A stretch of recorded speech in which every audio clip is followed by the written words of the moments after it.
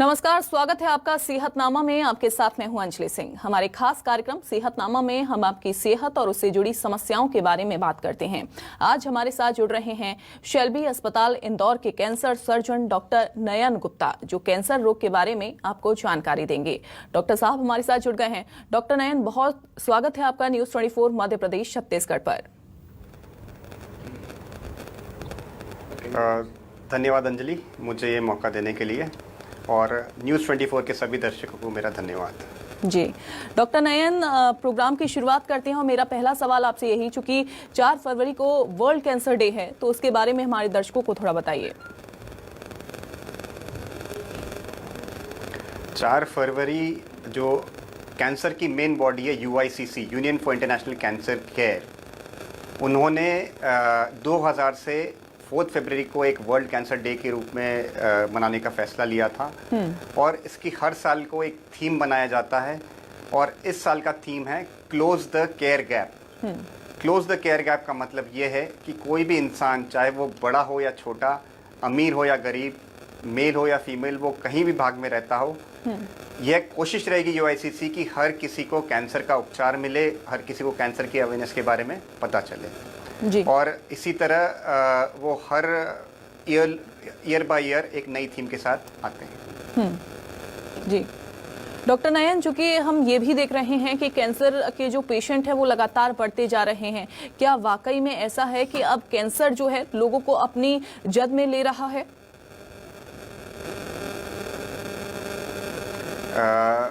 देखिए, ऐसा है कि समय के साथ कैंसर के केसेस में इजाफा ज़रूर हुआ है। उसका मुख्य कारण यह है कि जो आयु स्पैन था, जो एक लाइफ स्पैन था, वो पहले जो कि आप मान के चलिए आज से 50 साल पहले 50-60 ईयर्स था, तो ऑलरेडी आज बढ़कर 70 to 75 ईयर्स हो चुका है। दूसरा कि अवेयरनेस बढ़ चुकी है, मोडालिटीज़ बढ़ चुकी है जिससे कि कैंसर डिटेक्ट हो जाए। पहले यही कैंसर्स बिना डिटेक्ट किए निकल जाते थे। हमें लगता था कि कुछ आकस्मिक कुछ हो गया, लेकिन वही चीज़ आज डिटेक्ट हो पाती है, इसीलिए ऐसा लगता है कि कैंसर के नंबर्स बढ़ गए हैं। कुछ कैंसर्स हैं जिनमें चेंज में ड्रास्टिक चेंज आया है जिनके बर्ताव में, जैसे कि पहले इंडिया में most common cancer in females was बच्चेदानी का मुंह का कैंसर या सर्वाइकल कैंसर।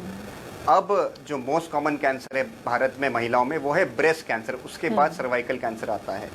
तो ये इसलिए भी हुआ क्योंकि अवेयरनेस जागी, लोगों ने हाइजीन मेंटेन करना चालू किया, सैनिटरी पैड्स एक्सेट्रा यूज़ होना चालू हुए, सर्वाइकल वैक्सीन्स आ गई, इसी वजह से सर्वाइकल कैंसर के नंबर्स कम हो गए। लेकिन डॉक्टर नयन, चूंकि अगर पहचाना जाए कैंसर को, तो क्या शुरुआती लक्षणों के जरिए कैंसर को पहचाना जा सकता है? क्योंकि एक गंभीर बीमारी है और ऐसे में कई बार ये भी होता है कि पेशेंट को बहुत लेट पता चलता है और ऐसे में बहुत देर भी हो गई होती है। तो कैंसर, हर कैंसर का एक स्पेसिफिक लक्षण होते हैं, और कई कैंसर बिना किसी लक्षण के एक नॉन स्पेसिफिक सिम्टम्स देते हैं। शुरुआत करें अगर मुंह का कैंसर, तो अपने दर्शकों को बताना चाहूँगा कि कोई भी छाला या घाव मुंह के अंदर जो 21 दिन के बाद भी, 3 वीक्स के बाद भी भरा नहीं हो, तो उसमें कैंसर होने की संभावना है। आपने कुछ प्रॉब्लम हुई मुंह में, आपने अपने लोकल केमिस्ट या डॉक्टर से जाकर ट्रीटमेंट लेना चालू किया, लेकिन अगर 21 डेज़ के बाद भी वो रिस्पॉन्ड नहीं कर रहा है, तो कहीं ना कहीं कैंसर होने की संभावना पूरी है। उसी तरह स्वर पेटी का अगर कैंसर होगा तो आवाज़ में बदलाव पहला लक्षण होगा, गले में गठान या खाने में अटकाव होना या तुरंत खाने के बाद उल्टी हो जाना, ये कहीं ना कहीं ईसोफेजियल कैंसर या स्टमक कैंसर की ओर इशारा करता है।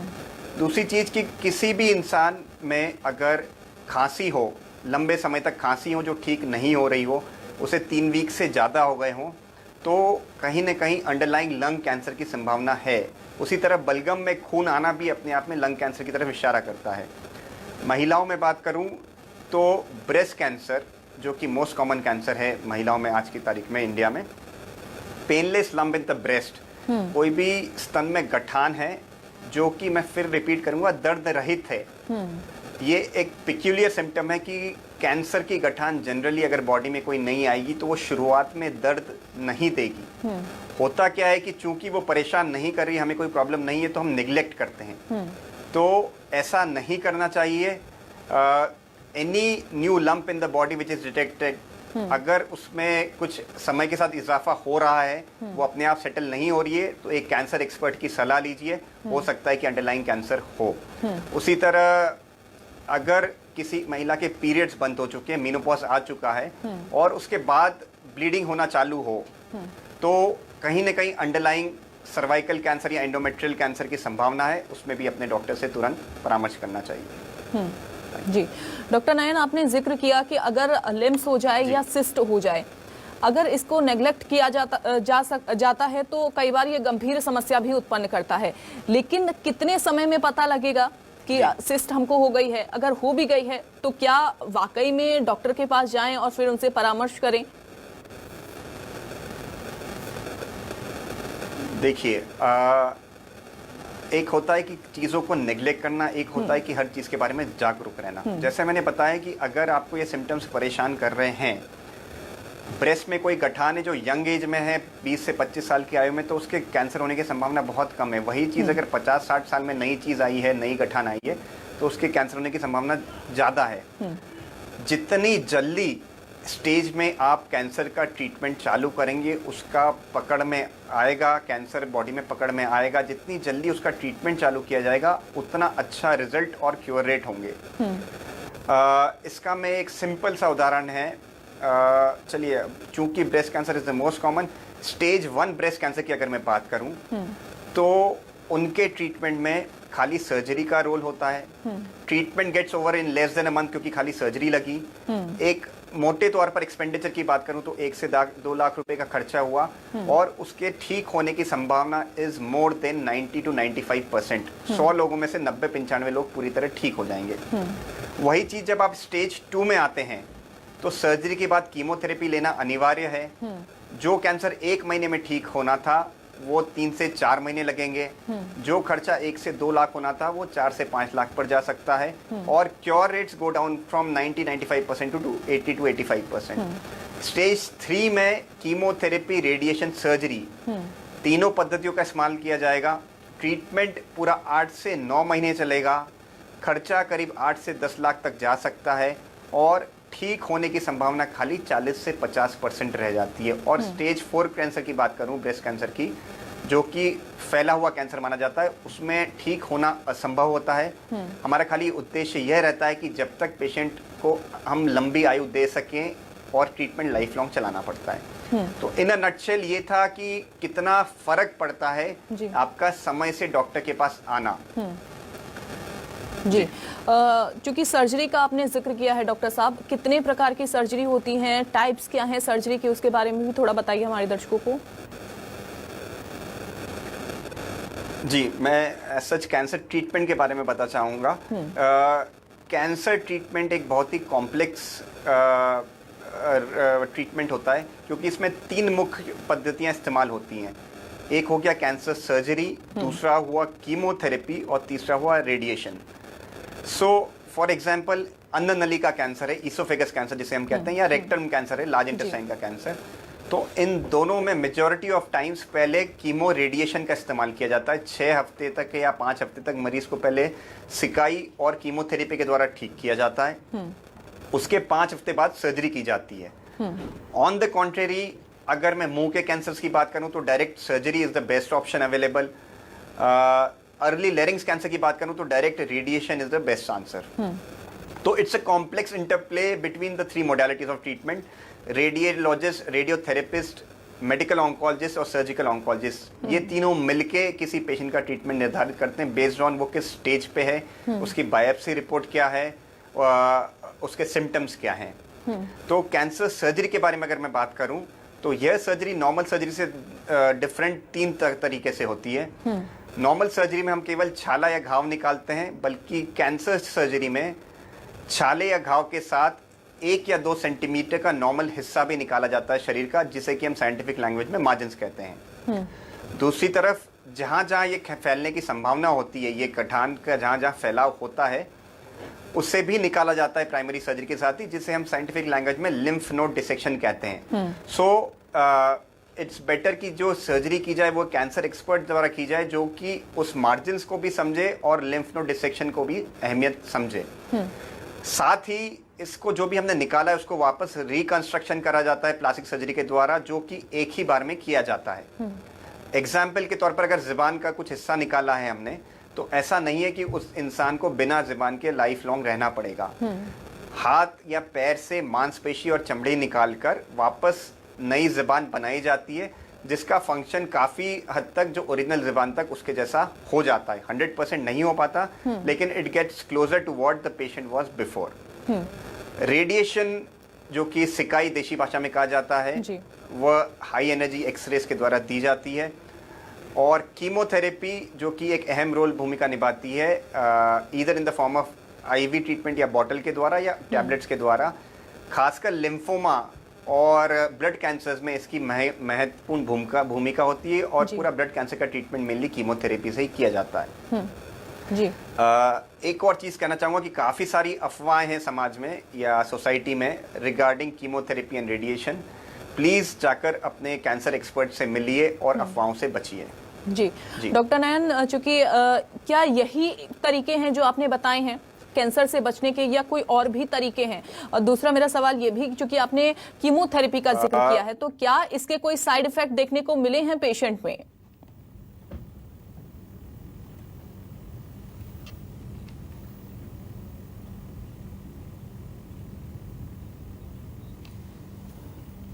Detection is the best form of prevention from cancer.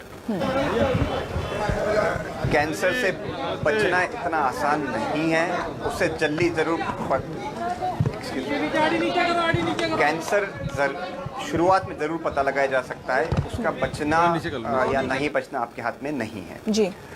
Example के तौर पे कहूँ तो सरफेस बॉडी में हम कैंसर्स को दो रूप में डिवाइड कर सकते हैं, surface cancers and body cancers. ये कोई साइंटिफिक टर्म नहीं है, मैंने डिवाइस किया है इजी अंडरस्टैंडिंग के लिए। सरफेस कैंसर्स तो हो गया मुंह का कैंसर, और महिलाओं में ब्रेस्ट कैंसर। और जी के अध्यक्षता में आज प्रदेश कांग्रेस कमेटी की बैठक हुई कार्यकारिणी की।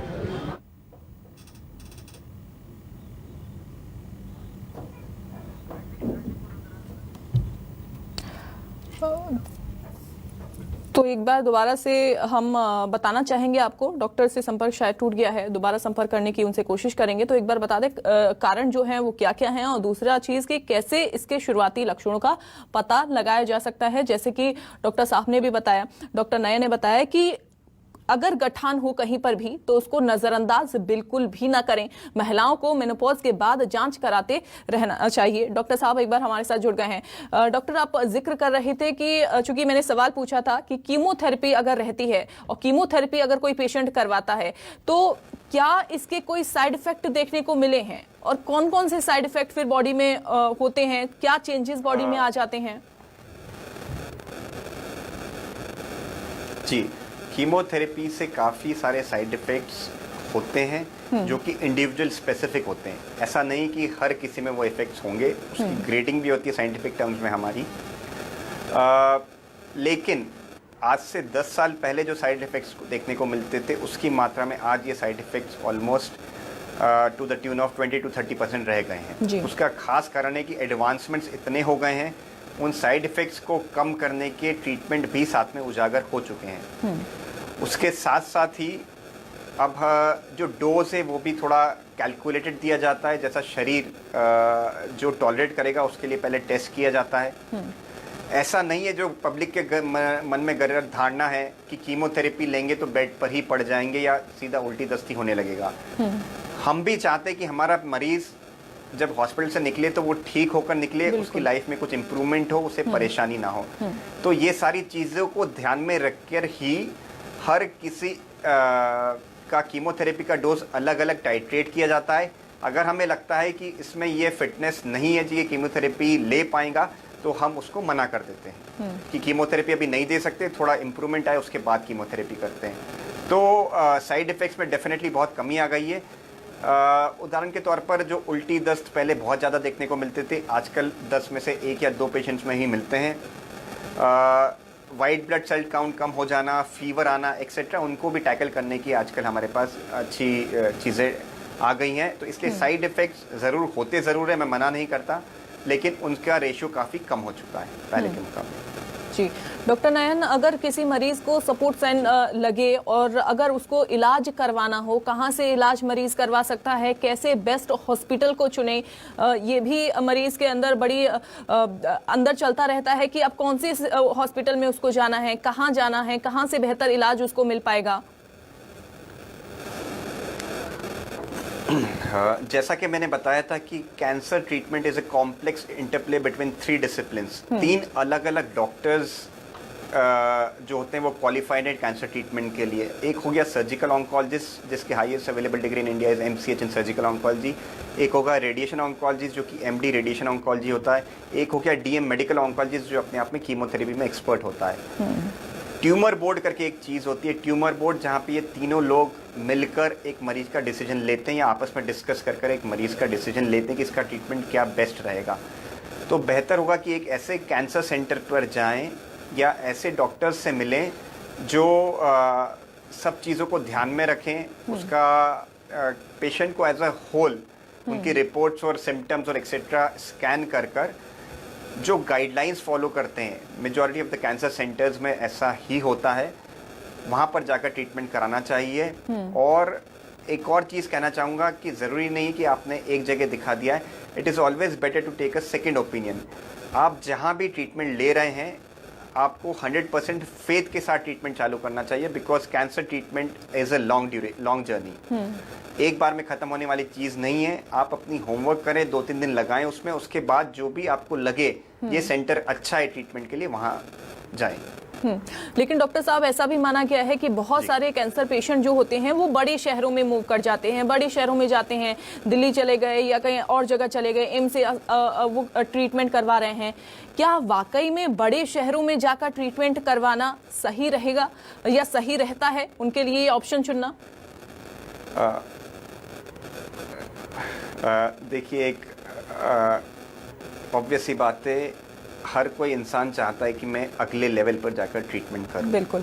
तो मेरा संदेश दर्शकों को यही रहेगा कि कोई सी भी जगह हो, आपको डॉक्टर की क्वालिफिकेशन, डॉक्टर के जो उनका ट्रीटमेंट करने का नज़रिया है, उनका रवैया है, वो देखकर डिसाइड करना चाहिए कि क्या ये डॉक्टर मेरे ट्रीटमेंट करने के लिए सही है या नहीं। कहीं भी चले जाएं, Delhi, Mumbai, America, Canada, Australia, उससे फ़र्क नहीं पड़ता। नो डाउट एक्सपेंसेस बढ़ जाते हैं, तो जिनके पास पैसा होता है they are bound to go to higher centre, इसलिए कि उन्हें लगता है कि वहाँ ट्रीटमेंट बेहतर होगा। लेकिन day in and day out हम देखते हैं कि काफ़ी पेशेंट्स नेग्लेक्ट भी हो जाते हैं उसी चक्कर में, क्योंकि वहाँ ध्यान नहीं दिया गया होगा या गलत जगह पहुँच गए होंगे। तो बेटर है कि आप खुद एक जजमेंट लें, जिस भी डॉक्टर से आप मिले हैं उसकी क्वालिफिकेशंस चेक करें, उसके बारे में बैकग्राउंड रिसर्च करें, उस हॉस्पिटल के बारे में थोड़ा सा होमवर्क करें कि यहाँ एक्चुअल में कैंसर ट्रीटमेंट किस लेवल पे होता है।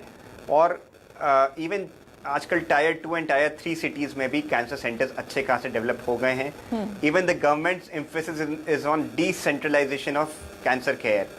वो नहीं चाहते कि एक सेंटर ऐसा बन जाए जहाँ पे 3-4 महीने की वेटिंग हो, क्योंकि उसमें स्टेज प्रोग्रेशन होता है कैंसर में। तो अगर कहीं बाहर जाकर आपको अगर वेट करना पड़ता हो 15 दिन, 1 महीना उस ट्रीटमेंट का, तो उससे बेहतर होगा कि आप अपने ही जगह पर रहकर, जहाँ जल्दी से टाइमली सारी सुविधाएं मिल जाए, वहाँ ट्रीटमेंट लेना चाहिए। लेकिन डॉक्टर साहब, ट्रीटमेंट के दौरान क्या सावधानियां बरती जा सकती हैं? कौन सी ऐसी चीज़ों को अवॉइड करना चाहिए जो कैंसर पेशेंट को की जा सकती हैं और वो उसकी बीमारी में फिर रुकावट ना पैदा करें?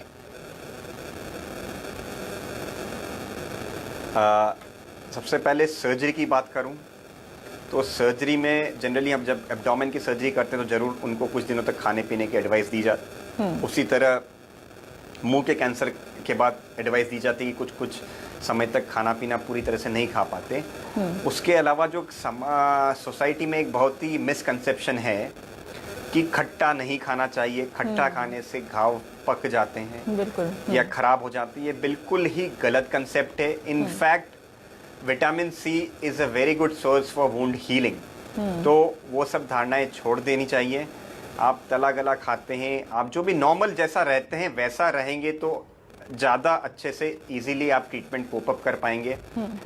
कीमोथेरेपी के दौरान ज़रूर हम ये एडवाइस देते हैं कि ज़्यादा भीड़ भाड़ वाली जगह, कंजेस्टेड जगह, इन्फेक्शन वाली जगह ना जाएं, क्योंकि बॉडी की इम्यूनिटी थोड़ी सी लो रहती है कंपेयर टू नॉर्मल। खासकर उन मरीजों में जिनका बोन मैरो ट्रांसप्लांट हुआ है, लिम्फोमा या ल्यूकीमिया के लिए, बोन मैरो ट्रांसप्लांट वाले मरीजों को ज़रूर बहुत ही स्पेशल प्रिकॉशंस लेने होते हैं कि वो इन्फेक्शन से दूर रहें। किसी भी प्रकार की भीड़ भाड़, गंदी जगह नहीं जाना होता है। उसके अलावा जनरली कोई स्पेशल प्रिकॉशंस, ऐसा डाइटरी प्रिकॉशंस नहीं है। कई सारे व्हाट्सएप पर ऐसे रूमर्स फैल रहे हैं कि हाई कार्बोहाइड्रेट डाइट या शुगर खाने से ये होता है। ये सब एब्सोल्युटली गलत चीज़ें, ऐसा कुछ नहीं है। जी डॉक्टर नयन, अगर गले में कैंसर अगर हो गया हो, ट्रीटमेंट अगर चल रहा हो, डॉक्टर ने अगर कुछ चीज़ों के लिए मना किया हो, लेकिन पेशेंट उसके बावजूद भी स्मोकिंग कर रहा हो, गुटखा खा रहा हो, क्या ये सारी चीज़ें करना उसकी बीमारी को बढ़ा सकता है? देखिए, किसी भी गलत चीज़ का सेवन, जो पहला क्वेश्चन था वो मेनली था डाइट से रिलेटेड, क्योंकि बहुत सारे रूमर्स हैं। अगर किसी भी चीज़ का ऐसी टोबैको, तंबाकू खाना, जो कि इंडिया में बहुत ही कॉमनली रैम्पेंट है उसका यूज़, या हेवी सिगरेट स्मोकिंग और हेवी अल्कोहल कंजम्पशन, ये अपने आप शरीर में कई सारे कैंसर्स को बढ़ावा देते हैं, जैसा मैंने पहले भी कहा। तो टोबैको को बिल्कुल बंद कर देना चाहिए। खाली उन्हें नहीं जिनको कैंसर हो गया है, बल्कि एक सामान्य पब्लिक को भी टोबैको का सेवन बिल्कुल बंद कर देना चाहिए। उसकी जगह सब्स्टिट्यूट्स आते हैं, जैसे कि निकोटिन च्युइंगम आती है, सौंफ, इलायची, लौंग, कुछ भी प्रकार की गोली एक्सेट्रा, ये सब चीज़ें खाएं तो वो आपको उस चीज़ से को छोड़ने में मदद करेंगी। दूसरा, अल्कोहल, सिगरेट, ये अपने आप में lung cancer, liver cancer etcetera बहुत सारे कैंसर्स को बढ़ावा देती हैं। तो इन चीज़ों का सेवन बिल्कुल बंद कर देना चाहिए। और कैंसर से बचने का अगर मैं एग्जाम्पल कहूँ तो पुरुषों में ओरल कैविटी सेल्फ एग्जामिनेशन और महिलाओं में ब्रेस्ट सेल्फ एग्जामिनेशन, जो कि खाली महीने में एक बार भी किया जाए तो उन्हें हम कैंसर्स को शुरुआत में ही डिटेक्ट कर सकते हैं। उसी तरह 40 वर्ष से अधिक कोई महिला है तो ब्रेस्ट कैंसर से बचाव के लिए mammography, once in a year mammography करना चाहिए। सर्वाइकल कैंसर के लिए पैप स्मीयर एक जांच होती है, जो कि ऑफिस प्रोसीजर है, वो महीने में साल में एक बार करना चाहिए 21 वर्ष की उम्र के बाद। बिल्कुल। ये गाइडलाइंस है जो कि कैंसर प्रिवेंशन या अर्ली डिटेक्शन में हेल्प करती है। बिल्कुल बिल्कुल। और जो बातें डॉक्टर साहब ने आपको बताई हैं, उन बातों पे अगर आप गौर करेंगे तो कैंसर जैसी गंभीर बीमारी से ज़रूर बचा जा सकता है। डॉक्टर नयन, बहुत शुक्रिया आपका जुड़ने के लिए और अच्छी जानकारी हमारे दर्शकों को देने के लिए। तो फिलहाल के लिए सेहतनामा में बस इतना ही। न्यूज़ 24 मध्य प्रदेश छत्तीसगढ़ के लिए आप देखते रहिए, बाकी खबरों के लिए आप देखते रहिए न्यूज़ 24 मध्य प्रदेश छत्तीसगढ़।